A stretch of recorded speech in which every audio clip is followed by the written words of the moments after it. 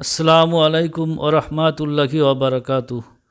প্রিয় দর্শক মণ্ডলী, হজ প্রশিক্ষণ সিরিজের ১৩তম পর্বে আপনাদের স্বাগত। এখন আমরা দাঁড়িয়ে আছি মসজিদে নববীর বাইরের চত্বরে, রসুল পাক সাল্লাল্লাহু আলাইহি সাল্লামের রওজা মোবারকের সামনে। আজ আমরা আপনাদের নিয়ে যাব মদিনার জিয়ারাতে, অর্থাৎ এই মসজিদের চারপাশে কয়েক কিলোমিটার ব্যাসার্ধের মধ্যে যে সমস্ত জিয়ারাত করার মতো উল্লেখযোগ্য জায়গা রয়েছে সেই জায়গাগুলোতে আপনাদের নিয়ে যাব। এই জিয়ারাত করার জন্যে মদিনার এই মসজিদের বাইরে গেলে রাস্তায় অনেক ট্যাক্সি পাওয়া যায়, সেখান থেকে ট্যাক্সি রিজার্ভ করে যাওয়া যায়। আর কাফেলায় যদি অনেকজন থাকেন তাহলে বাস রিজার্ভ করেও যেতে পারেন। আজ আমরা বাসে করে যাচ্ছি মদিনার বিশেষ বিশেষ জায়গার জিয়ারাতে। আমরা প্রথমে পৌঁছে গেছি অহুদের প্রান্তরে। সামনে দেখতে পাচ্ছেন অহুদ পাহাড়। নবী পাক সাল্লাল্লাহু আলাইহি সাল্লাম বলেছেন, অহুদ একটি পাহাড় যে আমাদের ভালোবাসে আর আমরাও তাকে ভালোবাসি। এই পুরো ফাঁকা প্রান্তরটাই হচ্ছে অহুদ যুদ্ধের প্রান্তর। এইখানে আসলে মনটা বড় ভারাক্রান্ত হয়ে যায়, কারণ এই যুদ্ধে একসময় মুসলমানরা বড় অসহায় অবস্থার মধ্যে পড়ে যায়। কাফেরদের আক্রমণে মুসলমানদের মধ্যে থেকে ৭০ জন বড় বড় সাহাবা শহীদ হয়ে যান। এমনকি আমাদের রসুল পাক সাল্লাল্লাহু আলাইহি সাল্লাম আক্রান্ত হয়ে পড়েন কাফেরদের দ্বারা। তার মোবারক চেহারাখানা রক্তাক্ত হয়ে যায়। সামনে দেখা যাচ্ছে জাবালে রুম। এইখানে রসুল পাক সাল্লাল্লাহু আলাইহি সাল্লাম অহুদ যুদ্ধের সময় ৫০ জন তীরন্দাজ সাহাবাকে নিয়োগ করেছিলেন আবদুল্লাহ বিন জুবাইরের নেতৃত্বে। তিনি নির্দেশ দিয়েছিলেন এমনটাই যে যুদ্ধে মুসলমানদের পরাজয় হোক আর বিজয় হোক, তারা যেন কোনো অবস্থাতেই পাহাড় থেকে নিচে না নামে। কিন্তু দেখা যায় একটা সময় যখন মুসলমানরা কাফেরদেরকে পরাজিত করে দেয়, তখন কাফেররা পরাজিত হয়ে পালিয়ে যেতে থাকে। সেই সময় পাহাড় থেকে ৫০ জনের মধ্যে ৪০ জনই নিচে নেমে আসে, এমনকি আবদুল্লাহ বিন জুবাইরের নিষেধ সত্ত্বেও। তখন কাফেরদের সেনাপতি ছিলেন খালিদ বিন ওয়ালিদ। তিনি অত্যন্ত সুচতুর রণকৌশলী ছিলেন। তিনি সেই সুযোগ বুঝে আবার পাল্টা আক্রমণ করেন। তখন মুসলমানরা অত্যন্ত নাজুক অবস্থার মধ্যে পড়ে যান। তাদের মধ্যে ৭০ জন সাহাবা শহীদ হয়ে যান। এটা হলো মসজিদে কিবলাতাইন। রসুল পাক সাল্লাল্লাহু আলাইহি সাল্লাম মদিনায় হিজরত করার পর ১৬-১৭ মাস তিনি বাইতুল মুকাদ্দাসের দিকে ফিরেই নামাজ আদায় করতেন। কিন্তু তার মনে ইচ্ছা ছিল যে কাবা বাইতুল্লাহ যদি তার কিবলা হতো তাহলে তিনি খুশি হতেন। একদিন এই স্থানে রসুল পাক সাল্লাল্লাহু আলাইহি সাল্লাম তার কিছু সাহাবাদের নিয়ে নামাজ আদায় করছিলেন, জোহরের নামাজ। এমন সময় জিবরাইল আলাইহিস সালাম অবতীর্ণ হলেন, সুসংবাদ নিয়ে আসলেন যে আল্লাহ পাক কবুল করেছেন কাবাকে তার কিবলা হিসাবে। তখন ২ রাকাত নামাজ অলরেডি পড়া হয়ে গেছে। সেই সময়ই তিনি বাইতুল মুকাদ্দাসের দিক থেকে কাবার দিকে ফিরে নামাজ আদায় করলেন। তাকে অনুসরণ করে তার পিছনে থাকা সাহাবারাও সেই দিকে ঘুরে গেলেন। বাইতুল মুকাদ্দাসের দিকে ফিরে যে সবাই নামাজ পড়া হতো তার নিশানা এখানে রাখা আছে। এই যে উপরে দেখা যাচ্ছে, এটা বাইতুল মুকাদ্দাসের দিকে। তারপরে এইখান থেকে কেবলা ঘুরে হয়ে যায় কাবা বাইতুল্লাহ। সেটা এখন বর্তমানে রয়েছে এই দিকটায়। এই দিকটা হলো কাবা। আমরা পৌঁছে গেছি খন্দক যুদ্ধের প্রান্তরে। এই পুরোটাই হচ্ছে খন্দক যুদ্ধের প্রান্তর। আর সামনে এটা হলো একটা বড় মসজিদ। এই মসজিদ এখানকার স্থানীয় মসজিদ, পরে নির্মাণ করা হয়েছে। আর সামনে যে উঁচু স্থানে এটা হলো মসজিদে ফাতাহ। খন্দক যুদ্ধের সময় রসুল পাক সাল্লাল্লাহু আলাইহি সাল্লামের তাঁবু এইখানে স্থাপন করা হয়েছিল এবং তিনি এইখানে 3 দিন ধরে মুসলমানদের বিজয়ের জন্য দোয়া করেছিলেন। শেষে আল্লাহ পাক রব্বুল আলামিন প্রচণ্ড ঝড় বাতাস দিয়ে কাফের বেঈমানদেরকে এখান থেকে বিতাড়িত করেছিলেন। আর নিচে এই মসজিদটা হলো মসজিদে সালমান ফার্সি।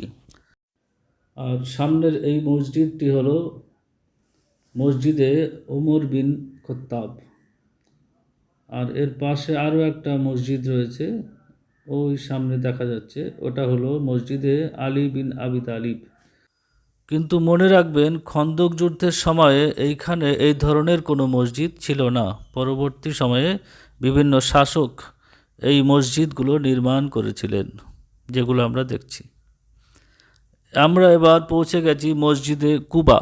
মসজিদে কুবা হলো মুসলমানদের ইতিহাসে প্রথম মসজিদ। রসুল পাক সাল্লাল্লাহু আলাইহি সাল্লাম যখন মক্কায় হিজরত করেছিলেন, প্রথম এই স্থানে এসে তিনি বেশ কয়েকদিন কাটিয়েছিলেন। সেই সময় নিজে হাতে তার সাহাবাদের নিয়ে এই মসজিদ নির্মাণ করেছিলেন। তিনি নিজে এই মসজিদ নির্মাণের জন্য পাথর বহন করেছিলেন।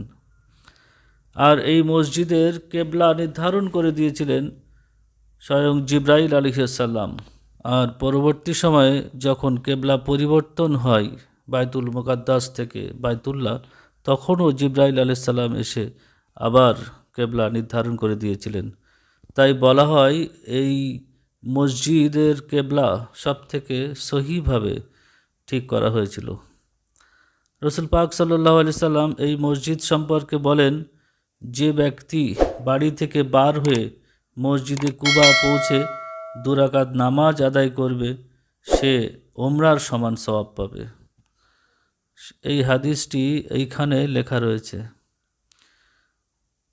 এই দেওয়ালের গায়ে লিখে দেওয়া রয়েছে। নবীজি নিজেই এখান থেকে চলে যাওয়ার পর, অর্থাৎ এখান থেকে যখন তিনি চলে যেয়ে মসজিদে নববী স্থাপন করলেন, তখন প্রতি শনিবার কখনো পায়ে হেঁটে, কখনো সওয়ারিতে করে তিনি এই মসজিদে আসতেন এবং নামাজ আদায় করতেন। এই মসজিদটি পরবর্তী সময়ে বিভিন্ন শাসকের আমলে পরিবর্ধন হয়েছে, পরিমার্জন হয়েছে, সৌন্দর্যায়ন হয়েছে। তবে এখন যেটা দেখতে পাচ্ছেন, সর্বশেষ এর সংস্কার করা হয়েছিল বাদশাহ ফাহাদ বিন আব্দুল আজিজের সময়ে। তিনি এই মসজিদের ব্যাপক সংস্কার করেছিলেন। এরপর আমরা পৌঁছে গেছি একটা খেজুর বাগানে। অনেকে বলে থাকেন এটা সালমান ফার্সির খেজুর বাগান, but I am not sure of that. তবে এটা একটা খেজুর বাগান, এখানে বাগান দেখার আছে, এইটুকু বলতে পারি। এটা মসজিদে বেলাল। মসজিদে নববী থেকে হেঁটে 4-5 মিনিট লাগে। হজরত বেলাল রাদিয়াল্লাহু আনহু স্মৃতিতে এই মসজিদটি নির্মিত হয়েছে। এর নিচে, অর্থাৎ এই মসজিদের বেসমেন্টে অনেক বড় একটা মার্কেট আছে। এখানে খেজুরের মার্কেটও আছে, বিভিন্ন দামে খেজুর পাওয়া যায়। তাছাড়া বাড়িতে নিয়ে যাওয়ার জন্য অনেক গিফট সভিনারের দোকানও এখানে আছে। এটা হলো জান্নাতুল বাকি, মসজিদের নববীর ঠিক পূর্ব দিকে অবস্থিত মদিনার ঐতিহাসিক কবরস্থান। এখানে 10,000-এর বেশি সাহাবীর কবর রয়েছে। তাছাড়াও রসুলের আহলে বায়েতদের কবর এখানে রয়েছে। হজরতে উসমান গনি রাদিয়াল্লাহু আনহু কবর রয়েছে। এছাড়াও এইখানে অসংখ্য অজস্র তাবেঈন এবং আল্লাহর অলি বান্দা সাধারণ মানুষদেরও কবর এইখানে রয়েছে। নামাজের পর এই কবর জিয়ারত করতে পারেন, তবে আসরের অল্প সময় পরেই কিন্তু এই কবরস্থানে যাওয়ার গেট বন্ধ করে দেওয়া হয়। এটা হলো মসজিদে আলী। আমরা যখন গিয়েছিলাম তখন এর রিনোভেশনের কাজ চলছিল, তাই আমরা পুরোটা দেখাতে পারছি না। আর ঠিক তার পাশেই রয়েছে মসজিদে আবু বকর সিদ্দিক রাদিয়াল্লাহু আনহু। এই স্থানে আবু বকর সিদ্দিকী ঈদের নামাজ পড়াতেন, তাই তার স্মৃতিতে এই মসজিদ। তার ঠিক পাশেই রয়েছে মসজিদে গামাবা বা মসজিদে মুসল্লা। এই স্থানে রসুল পাক সাল্লাল্লাহু আলাইহি সাল্লাম ঈদের নামাজ পড়াতেন। তিনি যখন কোনো সফর থেকে ফিরতেন এই স্থানে দাঁড়িয়ে কেবলামুখী হয়ে দোয়া করতেন। এছাড়াও এইখানে তিনি একবার ইস্তিসকার নামাজ আদায় করে দোয়া করেছিলেন বৃষ্টির জন্য। সেই সময় তার মাথার উপরে মেঘ এসে ছায়া করেছিল। এই জন্য এই মসজিদটিকে মসজিদে গামামা বলা হয়ে থাকে। এই সমস্ত মসজিদগুলো কিন্তু রসুল পাকের জামানায় বা খোলাফায়ে রশিদিনদের জামানায় ছিল না, পরবর্তীতে এইগুলো নির্মাণ করা হয়েছে। যাই হোক, চ্যানেলটি সাবস্ক্রাইব করে আমাদের পাশে থাকার অনুরোধ রইল। আসসালামু আলাইকুম ওয়া রাহমাতুল্লাহি ওয়া বারাকাতুহু।